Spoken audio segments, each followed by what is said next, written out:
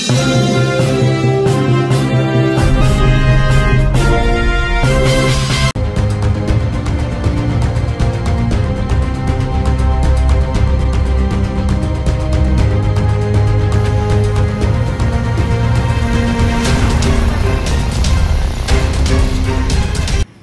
रात्री उपनगर police station या ठिकाणी डायल 112 वरती एक कॉल आला की फर्नांडिसवाडी या ठिकाणी 2 गटामध्ये भांडणं सुरू झालेली आहेत आणि परिस्थिती तणावपूर्ण त्या ठिकाणी आहे।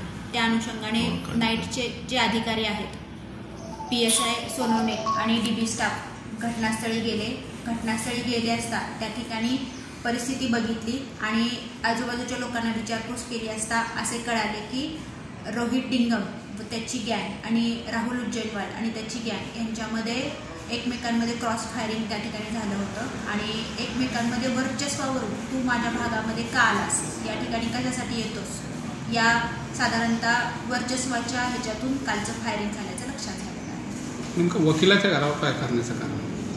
जे वकील आहे तर ती वकिलाच्या घरावरती काचा आणि दगड फेकल्याचं लक्षात आलेलं आहे। ही वकील हे राहुल उज्जैनवाल याच्या बाबतीमधल्या ज्या काही केसेस आहेत त्याच्यामध्ये ती केसेस घेत असते। मॅडम किती राऊंड फायर झाले आणि किती लोकांना ताब्यात घेतलं काय आहे का? सुरुवातीला 5 राऊंड फायर